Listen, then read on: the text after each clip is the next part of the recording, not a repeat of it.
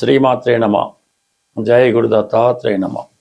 ఈ వీడియోలో మనం తులారాశి వారికి మార్చి 8వ తారీఖు నుంచి 14వ తారీఖు మధ్యలో జరగబోయే వార ఫలాలు పరిశీలించినప్పుడు తులారాశి వారికి రాష్ట్రాధిపతి శుక్రుడు ఉచ్చ స్థితిలోకి వెళ్ళి అక్కడ ఉన్నటువంటి శని గ్రహంతో కలియడం జరిగింది. ఇది ఒక గొప్ప యోగం లాంటిది. మరి ఈ తులారాశి వారికి ఎవరైతే సెలబ్రిటీ రంగంలో ఉన్నారో, సినిమా, మీడియా, రాజకీయ రంగంలో ఎవరైతే పబ్లిక్తో మమేకమై ఉంటారో అందులో ఉన్నటువంటి స్త్రీలకి గొప్ప విజయ అవకాశాలు రావడం జరుగుతుంది. అంటే ఒక సాధారణ స్థాయి నుంచి ఉన్నత స్థాయికి ఎదగాలనే మీ ఆలోచనకి ఇప్పుడు సరైన సమయం రావడం జరిగింది. మీరు ఒక సినిమా రంగంలో కానీ టీవీ రంగంలో ఉంటే ఒక పెద్ద డైరెక్టర్ చేతిలోనో నిర్మాత చేతిలోనో పడి మిమ్మల్ని ప్రజెంట్ చేసి వాళ్ళు గొప్ప చిత్రాన్ని తీయడం కానీ పెద్ద సీరియల్ తీయడం కానీ మిమ్మల్ని బాగా ప్రొజెక్ట్ చేసి మిమ్మల్ని బాగా గుర్తింపు తీసుకొచ్చే విధంగా రావడం జరుగుతుంది. ఒకవేళ మీకు ఉన్నటువంటి టాలెంట్ ఎంత ఉన్నప్పటికీ కూడా వారి యొక్క పబ్లిసిటీ మీకు తోడై గొప్పగా రాణించే అవకాశం ఉంది. అలాగే ఆర్థిక సంబంధించిన విషయాల్లో గతంలో మీరు తీసుకునే రెమ్యునేషన్ కన్నా అధికమైనటువంటి మొత్తంలో మీకు వారు ఆఫర్ చేయడం జరుగుతూ ఉంటుంది. సో ఈ విధంగా అటు ఆర్థికంగాను, రాజకీయంగాను, నటనాపరంగా, నాయకత్వ లక్షణాలతో చాలా అభివృద్ధి చెందే అవకాశం ఉంది. కొద్ది రోజుల పాటు ఉండే యోగాన్ని మీరు కొద్దిగా కష్టపడితే ఎక్కువ గుర్తింపు రావడానికి అవకాశం ఉంది. అలాగే ఎవరైతే ఇది బ్యాంకింగ్ రంగంలో కానీ, ఆటోమొబైల్ రంగంలో కానీ, సినిమా ఇండస్ట్రీలో ఉద్యోగం కొరకు ప్రయత్నం చేస్తుంటే వారి ప్రయత్నాలు కూడా చాలా వరకు నెరవేరే అవకాశం ఉంది. అంటే ముందు ఒక సాధారణ స్థాయిలో ఉద్యోగంలో ప్రవేశించితే నెమ్మదిగా దానికి అదే పెరిగే అవకాశం ఉంది. అలాగే ప్రధానంగా స్త్రీలు వారి భర్త గారితో కానీ ఇల్లాస్తో కానీ ఉన్నటువంటి అభిప్రాయ భేదాలు చాలా వరకు సమసిపోయే అవకాశం ఉంది. అంటే అవి మీకు అనుకూలంగా మారడం వల్ల వారు మీతో రాజీ పడి మీతో కలిసి జీవించడానికి ఒప్పుకోవడం కూడా జరుగుతూ ఉంటుంది. ఇక ప్రధానంగా చూసినప్పుడు గురుగ్రహం 9వ స్థానంలో ఉన్నటువంటి గురుగ్రహం ఈ వారం 11వ తారీఖున రుజు మార్గంలో మారడం జరిగింది. దీనివల్ల ఏమైందంటే మీకు కంప్లీట్గా చాలా కాలంగా పెండింగ్లో ఉన్నటువంటి విదేశ ప్రయత్నాలు చాలా వరకు ఫలిస్తాయి.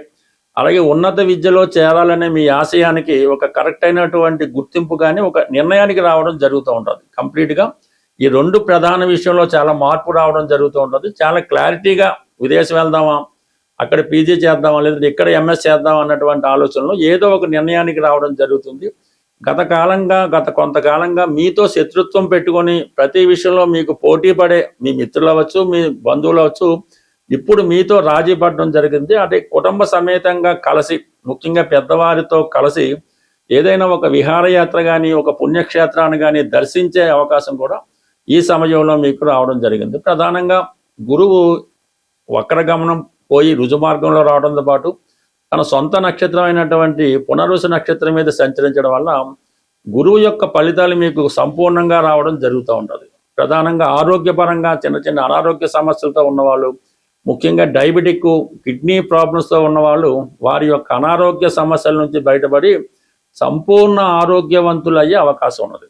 అంటే ఓవరాల్గా ఇవన్నీ కూడా బాగున్నప్పటికీ మరి పంచమ స్థానంలో ఉన్నటువంటి రాహువు, అలాగే రవి, అలాగే కుజ, అలాగే బుధ ఇవన్నీ కూడా అత్యాశకు పోవడం వల్ల, స్పెక్యులేషన్ లాంటి వాటిలో పాల్గొనడం వల్ల నష్టపోయే అవకాశం ఉంది. కాబట్టి ఈ విషయంలో చాలా జాగ్రత్త వహించడం మంచిది. అలాగే ప్రేమికుల విషయంలో కొంత ఇబ్బందులు ఎదురయ్యే సూచనలు ఉన్నాయి. ప్రధానంగా ఉద్యోగపరమైనటువంటి మార్పులు తప్పనిసరిగా రావడం జరుగుతూ ఉంటుంది. అంటే ఉద్యోగంలో ప్రమోషన్తో కూడినటువంటి మార్పు కానీ, మీకు అనుకూలమైనటువంటి ఉద్యోగంలో మారడానికి కూడా అవకాశం అయితే తప్పనిసరిగా ఉండదు. ఎందుకంటే ఇప్పుడు ప్రధానంగా మరి ధనాధిపతి, లాభాధిపతి కలిసి 5వ స్థానంలో ఉండడం వల్ల ప్రమోషన్తో కూడిన అభివృద్ధి మీకు ఈ సమయంలో రావడం జరుగుతుంది. బట్ ఏదన్నా మీ జాతకంలో ఇప్పుడు గురుబలం పెరిగింది కాబట్టి గురువుని మీరు ఎంత ప్రసన్నం చేసుకుంటే మీ విజయ అవకాశాలు అంత పెరిగే అవకాశం ఉంటుంది. ఈ వారం రోజుల పాటు కుంభరాశిలో కుజుడు, రవి కలిసి సంచరించడం జరుగుతూ ఉంటుంది. అంటే కుంభరాశి సహజ 11వ స్థానం అవటం వల్ల లాభస్థానం అవుతుంది. అంటే కుంభరాశిలోకి వచ్చినటువంటి ఏ గ్రహం అయినా సరే జాతకుడికి లాభాన్ని కలిగించే అవకాశం ఉంటుంది.